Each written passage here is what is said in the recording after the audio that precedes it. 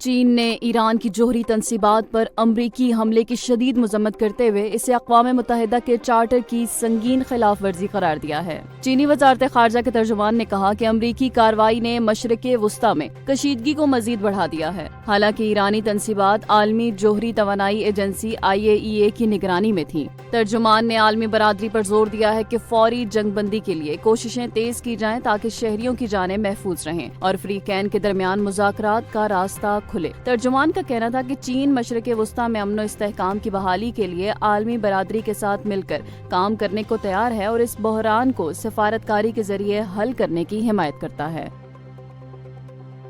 اقوام متحدہ کی سلامتی کونسل میں ایران کے مستقل مندوب امیر سعید ایروانی نے امریکہ پر شدید تنقید کرتے ہوئے کہا کہ امریکہ نے ایران پر من گھڑت اور جھوٹے الزامات کی بنیاد پر جنگ مسلط کی ہے۔ انہوں نے واضح کیا کہ ایران اپنے دفاع کا حق محفوظ رکھتا ہے اور امریکی جارحیت کا رد عمل متناسب ہوگا، جس کا تعین ایرانی مسلح افواج کریں گے۔ ایروانی نے اسرائیلی وزیر اعظم نیتن یاہو پر الزام عائد کیا ہے کہ انہوں نے امریکہ کو ایک اور مہنگی اور غیر ضروری جنگ میں جھونک دیا ہے۔ انہوں نے امریکہ اور اسرائیل کے اقدامات کو بین الاقوامی قوانین کی کھلی خلاف ورزی قرار دیا۔ ایرانی مندوب کا کہنا تھا کہ اسرائیل جھوٹا بیانیہ پھیلا رہا ہے کہ ایران جوہری ہتھیار حاصل کرنے کے قریب ہے، جو حقیقت سے کوسوں دور ہے۔ انہوں نے بعض مغربی ممالک خاص طور پر فرانس اور برطانیہ اور بین الاقوامی اداروں کی خاموشی کو بھی منافقانہ رویہ قرار دیتے ہوئے کہا کہ یہ دوہرا معیار قابل مذمت ہے۔ ایروانی نے سلامتی کونسل سے مطالبہ کیا کہ امریکہ اور اسرائیل کو ان اقدامات کا مکمل طور پر ذمہ دار ٹھہرایا جائے۔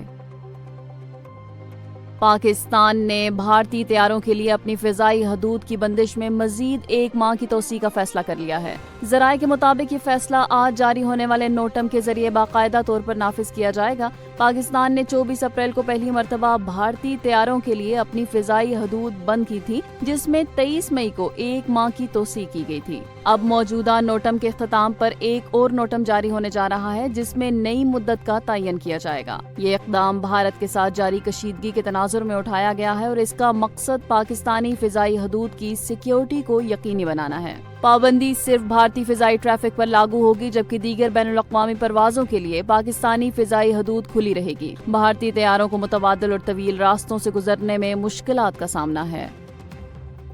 صدر مملکت آصف علی زرداری نے مشرق وسطی کی کشیدہ صورتحال پر گہری تشویش کا اظہار کرتے ہوئے کہا ہے کہ فریقین تحمل کا مظاہرہ کریں اور سفارتی حل اپنائیں۔ انہوں نے ایران پر امریکی حملے کے پس منظر میں خبردار کیا کہ خطے کی صورتحال بے قابو ہو سکتی ہے، جس سے لاکھوں جانیں خطرے میں ہیں۔ صدر مملکت نے کہا کہ پرامن حل، مکالمہ اور سفارتکاری ہی مسئلے کا واحد راستہ ہے۔ ان کا کہنا تھا کہ عالمی برادری کشیدگی کم کرنے اور بحران ختم کرنے کے لیے فوری اور مؤثر کردار ادا کرے۔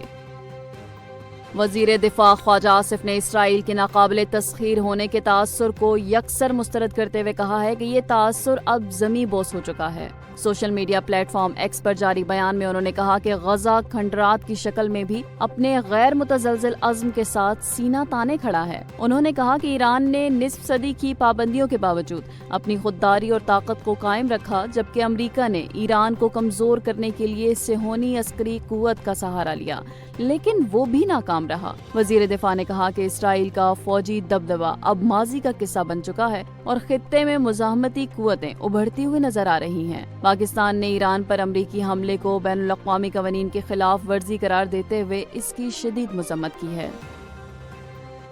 ایران نے امریکہ کی جانب سے جوہری تنصیبات پر حملے کے جواب میں بڑا قدم اٹھاتے ہوئے آبنائے ہرمز بند کرنے کی پارلیمانی منظوری دے دی ہے۔ ایرانی رکن پارلیمنٹ اسماعیل کوسواری کے مطابق پارلیمنٹ نے امریکی جارحیت اور عالمی برادری کی خاموشی کے رد عمل میں یہ اقدام اٹھایا ہے۔ انہوں نے کہا کہ ایرانی مجلس شورا اس فیصلے پر متفق ہے کہ دنیا کی 20% تیل تجارت کے مرکزی بحری راستے کو بند کر دیا جائے، تاہم حتمی منظوری ایران کی سپریم نیشنل سیکیورٹی کونسل دے گی۔ اسلامی تعاون تنظیم OIC کے جنرل سیکریٹری نے ایران پر امریکی حملے کی شدید مذمت کرتے ہوئے اسے عالمی امن و استحکام کے لیے خطرہ قرار دیا ہے۔ تنظیم نے ایران کی جوہری تنصیبات کو نشانہ بنانے پر گہری تشویش کا اظہار کیا اور کہا کہ یہ حملے بین الاقوامی قوانین اور کنونشنز کی صریح خلاف ورزی ہیں۔ OIC کے اعلامیہ میں کہا گیا ہے کہ ان حملوں کے بعد خطے میں کشیدگی، سلامتی اور استحکام مزید خطرے میں پڑ گیا ہے۔ تنظیم نے 13 جون کے اعلامیہ کے تناظر میں ایران کی خود مختاری کی حمایت کا اعادہ کرتے ہوئے فریقین پر زور دیا کہ تحمل، بات چیت اور پرامن مذاکرات کے ذریعے مسئلے کا حل تلاش کیا جائے۔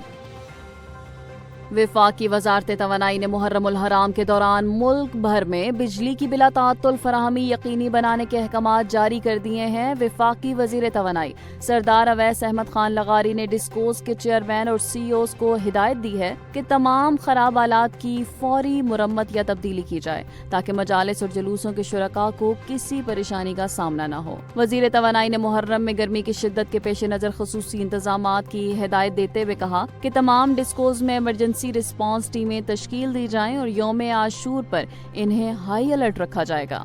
انہوں نے مقامی حکام، ضلعی انتظامیہ اور مذہبی تنظیموں کے ساتھ مسلسل رابطے میں رہنے کی ہدایت کی ہے اور کہا ہے کہ امام بارگاہوں، مساجد کو شیڈیولڈ مرمت یا لوڈ مینجمنٹ سے پیشگی آگاہ کیا جائے گا۔